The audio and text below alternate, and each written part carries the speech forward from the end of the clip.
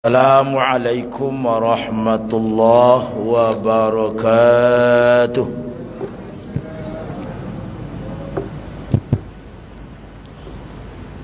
Alhamdulillahilladzi basyaral muhajirina fi sabilihi bil jannati na'imin muqim. Asyhadu an la ilaha illallah wahdahu la syarikalah wa asyhadu anna Muhammadan abduhu wa rasuluh sallallahu alaihi wasallam alladzi la nabiyya ba'dah. Allahumma shalli wa sallim wa barik ala sayyidina Muhammad wa ala ali sayyidina Muhammad. Qala Allah Ta'ala fil Qur'anil Karim, na'udzu billahi minasy syaithanir rajim. Bismillahirrahmanirrahim. Ya ayyuhalladzina amanu ittaqullaha wal tanzur nafsum ma qaddamat lighad wattaqullaha innallaha khabirum bima ta'malu. Sadaqallahul azim. Kita muliakan pengurus mushola, kemudian ambo muliakan bapak, ibu, saudara-saudari jemaah yang berhadir di malam yang berbahagia gini. Bersyukur kita di malam ini kepada Allah dengan cara membaca kalimat Alhamdulillahirabbil alamin. Karena sampai malam kini Allah masih tetap meminjamkan nikmat-nikmatnya kepada kita bersama. Dan nikmat yang dipinjamkan Allah kepada kita itu sangat banyak. Inna a'tainakal kausar. Dek saking banyak nikmat itu tidak mampu kita untuk menghitung. Oleh karena itu keraja kita bukan menghitung nikmat, tapi mensyukuri nikmat. Harapan kita mudah-mudahan rangkaian amal ibadah yang kita lakukan ini menjadi modal nanti bagi awak untuk mendapatkan naungan Allah ketika kita berada di padang mahsyar, yang mana berdasarkan Al-Quran dan hadis, lamanya kita nanti berkumpul di padang mahsyar tu adalah 50,000 tahun. Tidak ada payung, tak ada naungan kecuali naungan dari Allah Subhanahu wa taala. Maka dalam hadis Rasulullah mengatakan, salah satu nafarin yuzilluhumullah tahta zilla arsyihi yauma la zilla illa zilluhu, al-mutawaddi'u fil makarih wal mashi ilal jamaah fi zulam wa mut'imul ja'i'. Ada 3 golongan manusia yang akan dinaungi di Allah nanti ketika berada di padang mahsyar. Yang pertama adalah al-mutawaddi'u fil makarih, orang-orang yang mampu beruduk ketika sulit untuk menyentuh hayat, terutama di waktu subuh. Jadi kalau kita beruduk waktu luar itu biasa-biasa saja. Jangankan bau dua beranda mesti dia itu bisa awak. Tapi kalau waktu subuh Batanyo bana selero surang-surang. Bakok gadang fadilah kita wudu waktu subuh. Karena tantangannya barek. Nabi mengatakan afdalul a'mal ahmazuha. Si afdal amal itu adalah amal yang paling sulit, yang paling susah untuk kita lakukan. Jadi nama amal yang paling susah itulah amal yang paling afdal kata Rasulullah. Baik kita wudu untuk solat ataupun wudu dah untuk solat. Ya kan wudu kau kan ada untuk solat. Ada wudu yang indah untuk solat. Maka salah satu sunnah Nabi adalah dawamul wudu. Mendawam-dawamkan wudu. Nabi sangat menganjurkan untuk awak supaya senantiasa menjaga wudu. Jadi indak bana kita kau bisa mempertahankan wudu 24 jam.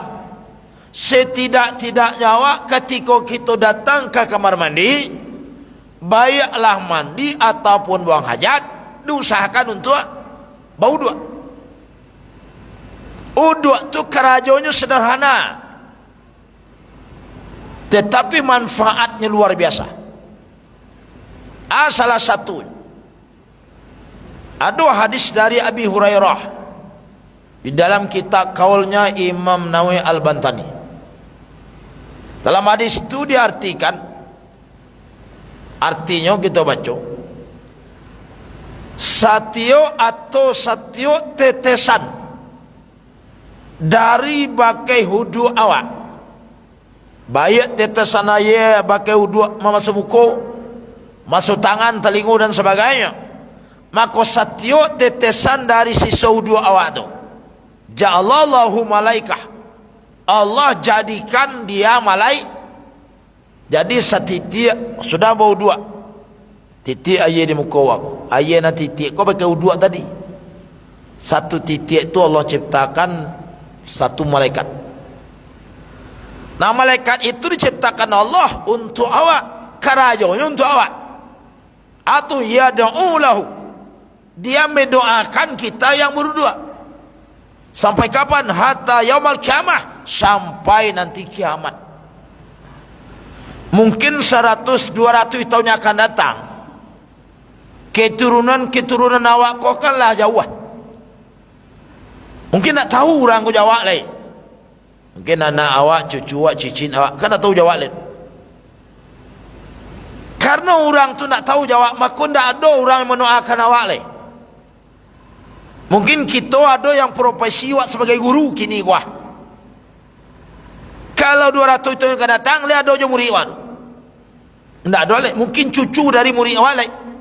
Tentu tak tahu jawab, tak lo pula mendoakan awak lain.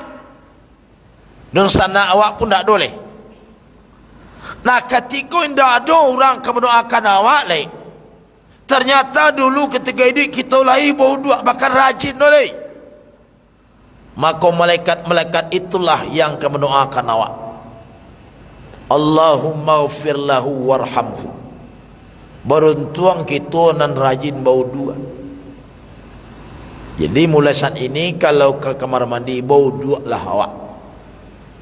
Semakin rajin berwudu, semakin banyak tetesan dari sisa wudu awak, maka semakin banyaklah malaikat-malaikat ciptakan untuk awak, dan semakin banyaklah malaikat yang akan mendoakan awak ketika orang tidak akan ada lagi mendoakan awak. Oh ya, itu yang pertama. Dan kedua, orang yang akan dipayung oleh Allah di padang mahsyar itu adalah wal masi ilal masajid fi zulam. Orang yang bisa datang dia ke masjid, ke musala untuk berjemaah dalam suasana kalam. Biloro Isa Jo subuh. Kenapa? Kalam itu kan tantangan. Kalau dimasuki inilah banyak lampu yang tagak di labuah. Ada senter, ada lampu HP dan sebagainya. Kalau zaman dulu, zaman Nabi, apa narang orang datang ke masjid? Rumah orang tak ada kek masjid tu. Contoh, ada sahabat Nabi namanya Su'ban. Sokban itu jarak rumahnya dari rumah ke masjid. Itu perjalanan waktu lebih kurang 3 jam baru sampai ke masjid. Kira-kira kalau orang tu pai solat subuh jam marahnya merangkai di rumah. Tu kalap ni baru juanya menarangnya jalan. Ketika kita menghadapi tantangan model itu, bisa kita lalui tantangan tu. Maka pahalanya luar biasa. Dan ketiga kata Nabi adalah wa mut'imul ja'i'. Kita magi makan ke orang nan lita nan lapar yo. Yo bana butuh yo makan. Kita agi orang tu makanan. Itu nak tanggung bahagianya orang dan nak tanggung pula fadilah keistimewaan dapat dia awak. Bapak Ibu jemaah yang amat muliakan, dengan berbagai macam kesibukan dan begitu banyak urusan-urusan yang kita adoi, tak terasa saja awak, malam kini kita sudah sampai di penghujung bulan Zulhijjah dan di penghujung tahun sampai balai bara sampai 27 Hijriah, malam penghujung. Kalau malam besok mungkinlah masuk tanggal 1. Nah, jadi dalam hitungan jam kita akan berpisah dengan tahun sampai balai 47. Dan kita akan berpisah dengan bulan Zulhijjah, akan bersuhu dengan bulan Muharram. Nah, ketika terjadi pergeseran tahun itu, kita jadikan itu momentum bagi awak. Momentum ada untuk mengevaluasi diri awak. Kalau masuk kini kau hitung-hitung diri. Kalau masuk agamanya muhasabah. Hasibu anfusakum qabla an tuhasibu. Hitung-hitunglah diri awak surang-surang sebelum kau dihitung oleh Allah. Nah, kalau begitu, anan kan kita hitung diri kita kan nanti ketika terjadi pergeseran tahun. Dan dihitung salah satunya adalah menghitung umur awak kuah. Umur awak kan dihitung. Baca cara menghitung umur awak. Jadi apa? Cukup dengan cara kita agiahkan satu pertanyaan ke diri awak. Agih diri awak kau pertanyaan, jawab seorang. Bunyi pertanyaannya. Lah barau muawak ko na Nabi mapakai bara pulo kiro-kiro sisunya nan tinggal. Tu tanyo nang gitu agih ke diri awak. Lah barau muawak kita ko na Nabi mapakai bara pulo kiro sisu nan tinggal. Sudah tu jawab seorang. Kiro-kiro le bisa ibu jawab. Baik. Awak tanya seorang, awak jawab seorang, le bisa. Nan mana bisa dijawab? Tentu dia tahu muawak dan Nabi bapak kai. Dia tahu muawak dan sisu yang tinggal, tak bisa awak jawab. Kalau ibu pergi ke pasar, bawa piti 300,000. Kira-kira tidur rumah bisa tak menghitung marah habis barang yang tinggal? Tak bisa. Bisa. Kalau umur tak bisa. Kalau Nabi pakai bisa kita hitung. Murah. Ba'a dengan sisa umur dan tinggal. Kenapa tak bisa kita hitung barang sisa umur dan tinggal? Jawabannya karena kita tidak tahu. Bagus tak tahu. Karena itu rahasia Allah. Kita tidak akan tahu sampai kapanpun kalau Allah sendiri tidak beritahu. Tak tahu dah. Ternyata Allah sampai kapanpun tidak pernah beritahu kawak. Bara si semua mana tinggal. Nanjale antara umur kita dan Nabi bapak kaju si nan tinggal. Indak kan mungkin sama jumlah. Atau perlu dikanar. Antara umur awak dan Nabi bapak kai. Jo si nan tinggal. Indak akan mungkin sama. Ibu labara umur kini kola 60 ustaz. Kira-kira li ada je sisanya 60 tahun lagi. Dan tak ada. Kalau digabung mana ada? 120. Ali ada umur awak 120. Tak ada lagi. Allah sengaja merahasiakan itu kawan tentang si semua nanti enggak. Semestinya kita kawan hari demi hari itu selalu dibalut dengan kesedihan. Sedih kenapa? Karena hari demi hari jatah hidup kita tarikh berkurang. Nanti ketika terjadi pergantian tahun, lah setahun jatah hidup berkurang tu. Berkurang jatah hidup itu musibah. Musibah yang paling gadang yang menimpa diri kita masing-masing. Bukan kehilangan harta benda. Bukan kehilangan orang yang kita sayangi. Bukan kehilangan pangkat dan jabatan. Tetapi kurangnya jatah hidup. Itu musibah yang paling gadang.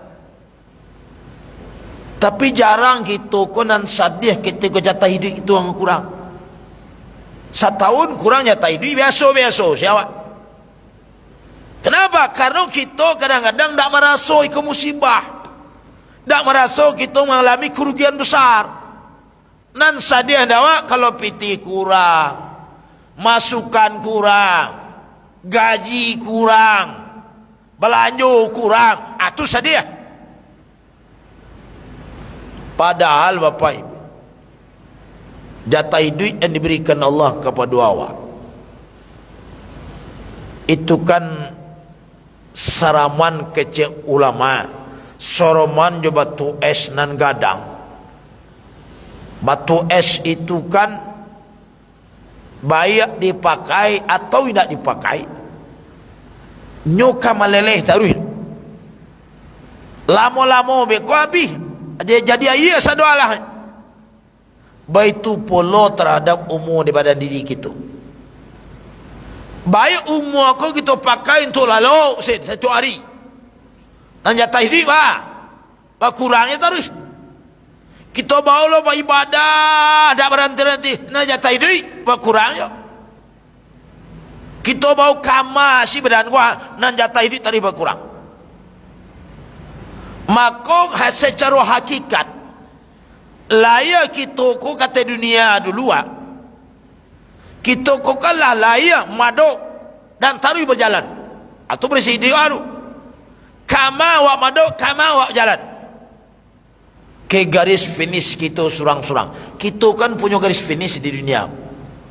Dalam Al-Quran sebut dengan ajal. Ajal tu garis finish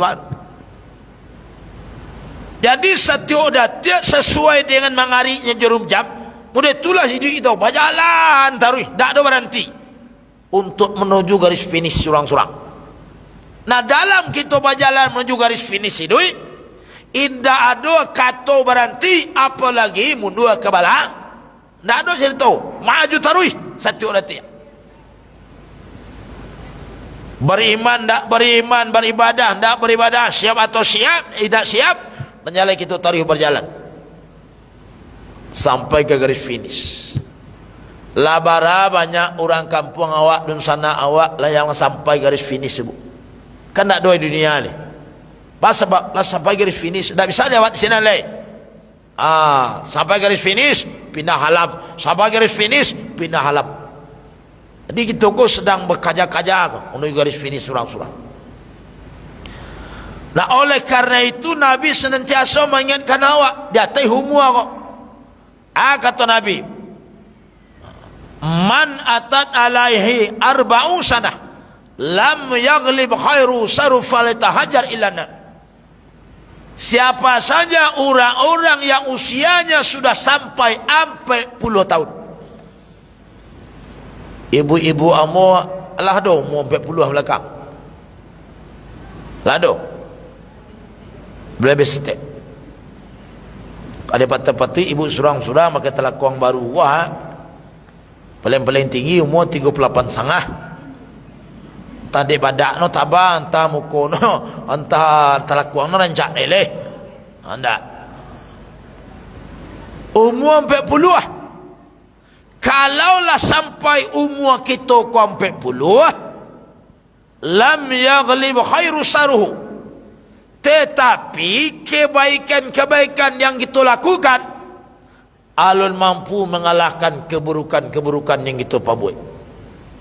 Artinya lebih banyak nan buruk kerajo daripada nan baik. Jadi semada-mada kita ko kepada Allah, saengkar-engkar kita datang perintah Allah, itu sampai umur 40. Kalau lewat 40 tu jangan mada jo, jangan malai jo beribadah, jangan barik juga masajid leh. Sebab ancaman Nabi itu, kalau sampai 40 umur banyak keburukan dibandingkan kebaikan, falyatahajar ilan nar. Kamu campak kalau dirimu terkena neraka oleh. Sebab kalau sampai 40 tu 50 tu dak do masuk madal. Tu masuk patuah, masuk saulah. Dak do masuk baulah tu. Masuk saulah. Kalau lewat 42 tahun kata. Kenapa? Karena tentang jatah hidup ko sakit mana. Bapak Ibu jemaah yang Allah muliakan. Jadi itu musibah yang paling kadang. Yang pertama, berkurang jatah hidup. Dan kedua lagi ulama musibah nan menimpa diri kita dan kadang musibah ini.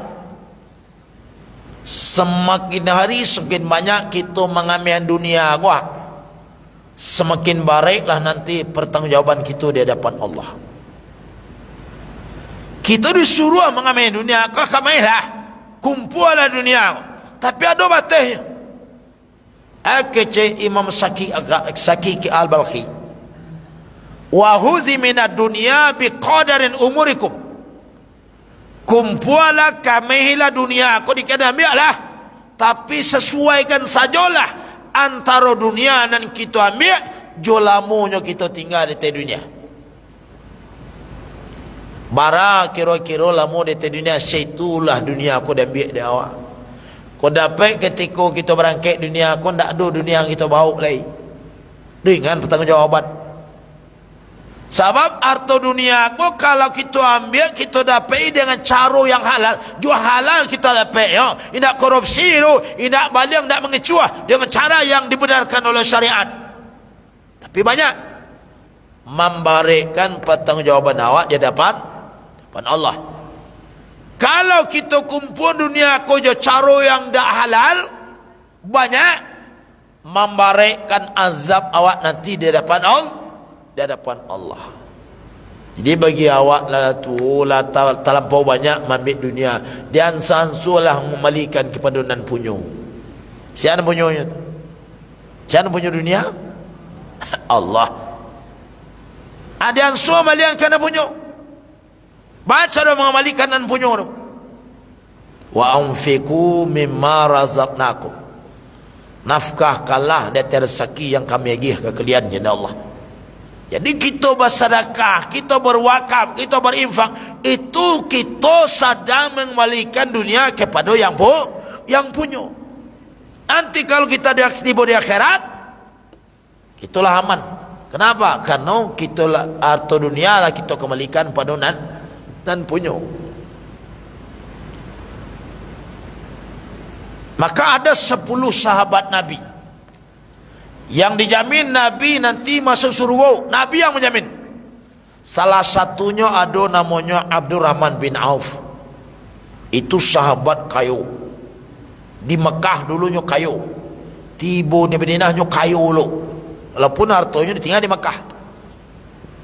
Nanti di akhirat, di antara 10 sahabat kuat, Abdurrahman kola nampak yang telah baik tiba di surga. Bara jarakmu lah 500 tahun sahabat dan 9 di surga, barulah mencogok Abdurrahman bin Auf. Adima tersangkut selama itu dulu di yaumul hisab, di padang mahsyar. Mengalah mana mempertanggungjawabkan dunia yang lah dikumpulkan sama soidui, menikmatinya sebentar, tapi mempertanggungjawabnya sampai ribuan tahun nanti di akhirat. Itulah dunia. Jadi awak namanya apa dunia aku yang masanang dulu. Karena sanangnya sebentar. Maka dunia yang kita ambil yang harta benda yang kita kumpulkan banyak ataupun seketik, tiba di awak arahnya ongoknya kan sampai saja. Tak ada lebih dari itu. Orang kaya, orang bangsa banyak tu setek dapat harta dunia, tiba di badan diri awak sampai saja ongok. Yang pertama, ongok yang pertama untuk kita abian dengan cara dimakan-makan. Kan ada yang itu makan ni. Nah, itulah porsi yang terbanyak. Porsi yang paling besar di antara harta yang kita punya, yang kita habiskan untuk kita makan. Tapi ingat, setiap harta benda yang kita habiskan untuk dimakan, itu ujungnya, akhirnya hanyalah menjadi kotoran. Ada tak yang dimakan jadi ameh? Lain. Warnanya lain. Tapi ameh tak. Nan dimakan mahal atau murah, lama atau tidak, nan jale satiok dan masuk dalam parui, keluar pasti jadi kotoran. Tak ada indah. Ada harta pun nak dimakan, tapi dipakai. Baju, jilbab, telakung, kenderaan, rumah. Setiap harta dunia yang kita pakai, akhirnya nanti dia menjadi barang rongsokan. Atau yang dipakai ujung-ujungnya jadi rongsokan. Ada yang ketiga, indak dikit pakai, indak kita makan, kita pangan, kita simpan buah bantah, simpan buah kasur, simpan di pegadaian, simpan di bank, simpan. Tanya tu mati tak? Apa ujungnya harta yang kita simpan? Akhirnya apa? Menjadi rebutan. Awak nak bisa berkuasa, awak lepai. Tentu dia teh namanya tinggal berabui lah dia orang nan diri. Asia nak berabui. Bako berabui orang. Tentu orang nan berabui kan orang nan merasa berhak datang harta yang kita simpan tu. Kalau nak merasa berhak tu maknanya berabui. Siapa merasa berhak datang harta yang kita simpan selama. Iyo anak awak, cucu awak, dan sanak awak. Kadang menantu satu lo, nyanda doa, menantu satu lo yo. Ketikonya berabui, kodek banyak nak berabui. Namanya undang-undang berabui. Dua kemungkinan. Ada yang dapat, ada yang tidak. Sama orang nunggu buah durian jatuh. Namun durian kau beli 5 orang. Nak jatuh durian, cik berabui makanya. Ni dapat orang 5 orang. Tentu dua mungkin, ada yang dapat, ada yang naik. Nak jalan nak surang dapat, nak nampak tak? Kerana nak itu cik. Arto nan dirabui orang betul lo. Ada nan dapat, ada nan tidak. Nan dapat mungkin bersenang hati yo. Nan tak dapat bah. Basakia, basakia hati. Oh, nan banyak dapat bergembira, bersukaria. Yang tak dapat bah, menderita dan dalam hati.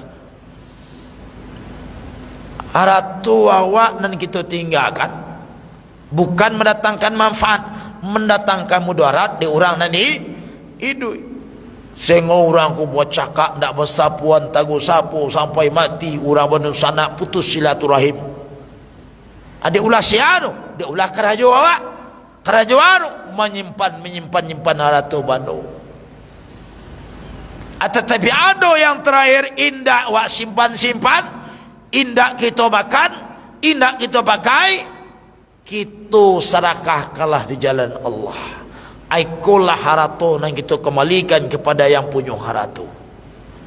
Kita sedekahkan, kita wakafkan, kita infakkan, kita hadiahkan. Ikulah nanti yang kamu menolong awak. Maka pernah dulu kita sampaikan, sekecil apapun harta dunia yang kita keluarkan di jalan Allah, itu dia akan mengeceknya kawan. Kecek harta tu kawan. Kita bawa ke Surau Pitih 2000, lalu kotak kardus lewat. untuk anak sekolah keluar negeri. Ya, sekolah negeri tu. Kita masuk angkat 2,000 ulam tu. Lubang tu kecil tu. Kita gulung kecil-kecil atau masuk ulam. Ketika pitiko masuk dalam lubang tu, jenis pitiko kawat. Lepas tu piti tu mengecek. Tak ada terang. Kau terang ibu tu lah payah. Jenis piti tu kawat jenis ulama bu. Kuntu faniyah fa'abaqaitani. Oh itu jenis kawat. Pas masukan tu. Ambo kau fana. Dek engkau masukan kemari. Kekal ambo. Anan fana. Berubah, berkurang, habis. Yang kekal indak berkurang, indak berubah, indak habis. Jadi kita memasukkan pitih tadi ke tampil sedekah, kita sedang mengekalkan harta benda untuk hidup nanti dalam yang kekal. Ini kekal bu. Yang kekal indak pitih 2,000 dulu. Manfaat nilainya tu kekal bagi awak. Artinya selama-lamanya kita menikmati hasil daripada yang 2,000 itu. Masuk kita dalam kubur. Yang kemenarang kubur tu yang mabuk yang 2,000 masuk kotak kardus tadi itu. Kita nikmati tu. Sampai kita nanti pada masar. Yang kamamayung awak di padang masar yang 2,007 baru. Lewat kita masuk kita yaumul timbangan mizan namanya. Yang kamu membarekkan timah nama baik awak. Non 2,000 yo. Tiba masuk kita lewat di atas syiratal mustaqim. Yang kami membimbing awak. Yang kami menuntun awak. Yang penyelamat kita menuju surganya Allah. Yang 2,000 tadi juga. Sampai nanti kita masuk dalam surga. Yang kita nikmati di antara dalam surga itu adalah manfaat dari 2,000 tadi. Itulah nan kekal. Nah, di Bapak Ibu jemaah yang amo muliakan. Di dalam Al-Quran, dalam surat Al-Munafiqun ayat yang ke-10, kecu Allah di sini. Orang-orang kalau nyuka meninggal dunia, dia memohon kepada Allah. Ucapannya, Rabbi laula akhartani ila ajalin qarib fa as-sadaqah. Tu jenis orang kan meninggal lah kacicik ngoy le anyo mengecek Allah. Rabbi ya Allah ya Tuhanku, laula akhartani, tangguhkan tunaikan kematianku ya Allah, fa sadaqah, amu ingin bersedekah. Sawah di sini tu ingin bersedekah, sawah saya ingin lagi korok bersedekah sadalah.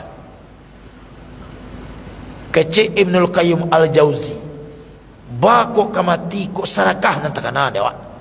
Indah haji, indah solat, indah puasa, indah zakat, sedekah nan takana kamati jana Allah dalam surat itu. Apa rahasia?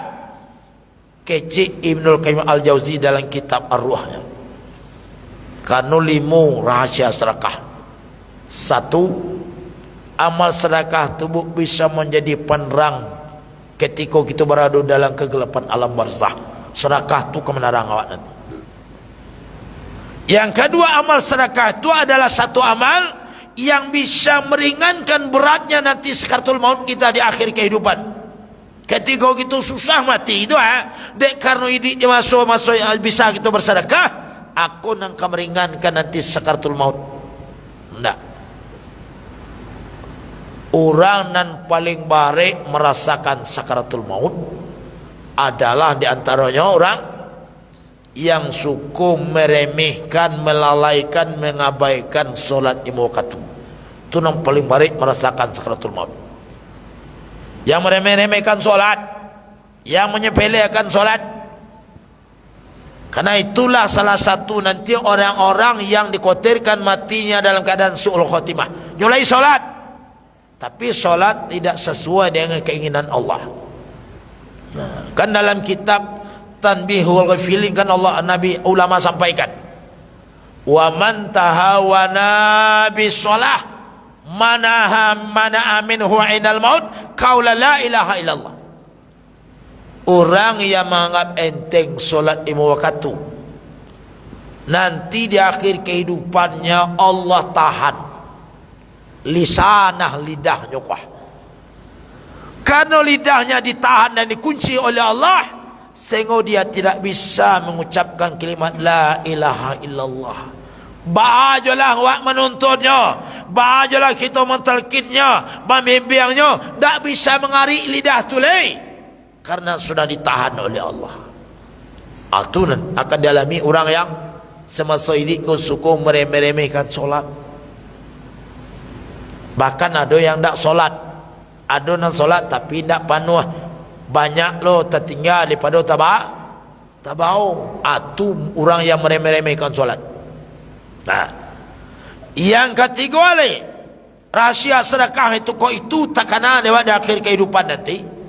Yang ketiga, amal sedekah itu adalah membuat orang punya pintu khusus nanti di surga untuk masuk surga. Namanya ada pintu as-sahayan. Pintu as-sahayan itu pintu yang paling gadang dan terbuka di antara pintu surga. Jadi orang yang disedekah kelewatnya pintu khusus, tak sama pintu umum. Pintunya paling besar. Nama pintu adalah pintu as-sahayan di akhirat. Ada pintu para dermawan. Maka Umar bin Khattab mengatakan, walal ghina bi ghairi jud. Tidak akan ada kemuliaan bagi orang yang kaya, bagi orang yang berharta. Kapan dia mulia? Kalau dia punya sifat pemurah. Jadi mulianya orang berharta karena pemurahnya. Bukannya punya rumah mewah, oh mulia anda. Yang membuat orang berharta itu mulia karena sifat pemurahnya. Mulianya orang miskin karena sifat qanaahnya. Mulianya pemimpin karena adilnya. Mulianya amal karena ilmu. Di amal kita kok tidak ada kemuliaan kalau tanpa ilmu. Pemimpin itu baralah santiang muiko. Kalau tidak ada keadilan, dia tidak akan mulia di hadapan Allah. Orang kaya itu loh, bara banyak harta bandonya. Tapi kalau tidak dapat orang menikmati harta bandanya, dia tidak akan mulia di hadapan Allah. Lalu nan kampe sebab rahasia dari amal sedekah itu adalah sedekah itu menjadi tanda, menjadi alamat amal ibadah itu diterima oleh Allah. Jadi kalau orang yang amal ibadahnya sehari-hari diterima Allah, salah satunya dia menjadi orang pemurah. Senang sih bagi orang kau tujuhnya bersedekah, walaupun seketik, sesuai dengan kemampuan. Tak taluk dino banyak seketik malah, oh taluknya malah 2.000. Jadi tak taluk 2.000, 2 juta gena. Barabi bisa. Itu kehebatan amal sedekah. Jadi Bapak Ibu jamaah yang memuliakan, itu musibah yang kedua. Mana semakin banyak kita mengambil dunia, semakin baik pertanyawaban di hadapan Allah. Supaya nak ringan pertanyawaban dia sansulah mengembalikan harta dunia aku kepada nan punya, yaitu Allah Subhanahu wa taala. Nanti kalau awak meninggal, harta aku sedang banyak di awak, aku nan baik nanti di hadapan Allah Subhanahu wa taala. Nah. Lalu Bapak Ibu jemaah yang mau muliakan, nan ketiga le musibah nan gadang menimpa pribadi kita. Hari demi hari semakin dekat akhiratku. Hari demi hari kan semakin dekat akhiratku kawan. Dunia semakin jauh kita tinggalkan. Nah nanti ketika kita hari demi hari semakin dekat, kemudian kita bertemu, di situlah Allah sebut dalam Al-Quran. Jadi istilah-istilah yang disebut Allah dalam Quran untuk awak kau kalau berjalan sampai ke batih, kan ada berapa macam. Yang pertama disebut Allah tu dengan kata-kata al-maut. Di kalau lah meninggal awak disebut Allah dengan al-maut. Kata-kata al-maut itu dalam Al-Quran diulang-ulang di Allah sampai 35 kali. Bagi ibu nak ragu, pak ibu nak percaya kurang percaya, dibuka asal Quran surang, dicalik dari Al-Fatihah sampai An-Nas, ada tuang kata-kata al-maut. Kecil ulama lebih kurang 35 kali. Maka kata kalimat al-maut itu mengandung arti dua. Yang pertama artinya adalah terlepas, dan kedua artinya berpisah. Makasih na do. Kalaulah pai anguk di badan awak, maka lapehlah sadualah dalam genggaman awak. Asajo nan selama kau berada dalam kekuasaan awak, kalau lapeh anguk pai surang sadualahnya. Ada tabando pai anak bini keluarga sadualah pai dia awak. Dah dua lapeh dalam genggaman dia. Kenapa? Karena kita nak ada hidup ni. Itulah pai oleh banyak orang sini. Maka yang kedua, arti dari al-maut itu adalah berpisah. Maka satyo kita ke bertamu pasti ada berpisah. Ya karena berpasangan, ada bertamu, ada berpisah. Karena ada nyanyi orang, bukan pertemuan yang kesesali, tapi perpisahanlah. Ada tekanan yang buat jadi suat. Jadi awak kau kadang-kadang siap bertemu saja tapi nak siap berpisah.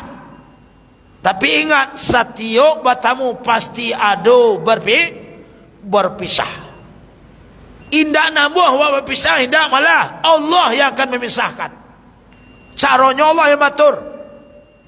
Kalau indah awak nak meninggalkan laki, yo laki itu dululah nak kapai meninggalkan awak. Amor rasu ada di antara ibu umur belakang kau yang lah dulu ditinggal ada laki lah do. Lai. Dalam sebut gantinya lu ni. Alun ya. Kalau ada ni pun. Ada. Kalau indah awak nampai dulu, laki nampai dulu. Tak ada kak, pasti. Salah satu dua tu pasti terjadi. Tak ada indah. Apa itu pula lah antara kita jo anak. Kalau indah awak dan dulu meninggalkan anak, you anak tu banalah dulu pergi meninggalkan awak. Tak peka dia awak tu. Baik itu pula antara awak jo arato bandu awak. Kalau indah awak nampai dulu meninggalkan arato tu banalah dulu pergi meninggalkan awak. Nyo pasti dak do indah. Atau makasihnya kalau tapi ketika anguk lah barangkali di badan gua kira-kira sia nan peduli kawak boleh. Lihat ada orang peduli kawak. Nyo kebanyakan orang peduli kawak kola yang anguk di badan nyo. Kalau dak do anguk dak do suralah orang peduli kawak. Jangan ke orang anak wak surang saya dak peduli awak ni. Awak punya rumah ada pakarangan lawe bisa untuk mengubur orang alimu sinan. Anda anak kau tika meninggal dak boleh dikubur sinan. Asbab anyo kamu rumah petak sinan do ini sinan kubur leh. Adi ma gai kau dikubur. Tu dia tuan kepada batuang sinan tu ai. Dulu hidup datang sayang awak. Kini bakal dak peduli awak. Kau teganya mantau kepada batuang surang sinan. Kalau mangok dak ada di badan. Tidak ada orang peduli ni. Amakonan sabana-bana peduli kepada diri ko, ia tidak ada orang. Kita surang dan peduli. Abilo masuknya kini ko selagi anguk dia dari badan, pedulilah kepada diri awak kuah. Bau je peduli awak kepada diri ko. Jangan maleh-maleh awak ko beribadah. Aku dapat nanti ketika kita berada tahun baru, kita punya semangat baru untuk beramal dan kita punya semangat baru untuk mentaati Allah. Jadi dengan semangat itulah kita akan banyak melakukan amal baik. Jadi Bapak Ibu Ambo yang Ambo muliakan, itulah kajian kita malam kini. Dia insyaAllah datang. Jadi karena ada 3 musibah besar yang menimpa diri awak. Yang pertama berkurang jatah hidup satu hari, dan kedua semakin hari semakin banyak kita ngamain dunia itu adalah musibah, dan ketiga semakin dekat akhirat ko dengan awak dengan berjalannya waktu. Mudah-mudahan nanti di tahun baru kita bisa hijrah dari mana? Dari Malay karena rajin apa ya? Tu nan hijrah ni awak. Kalau berpindah lawak tu mungkin kamal lo kepindah lain. Kalau lah tua kau pindah ke kubur saja kau nak ke pindah lain. Pindah itu sila. Dari Malay karena rajin, dari kurang rajin ke tambah rajin. Itu saja harapan awak. Jadi mudah-mudahan kita sampaikan ini bermanfaat, ada ilmu bisa kita amalkan. Perbanyak maaf, kita sudahi dengan macam alhamdulillah.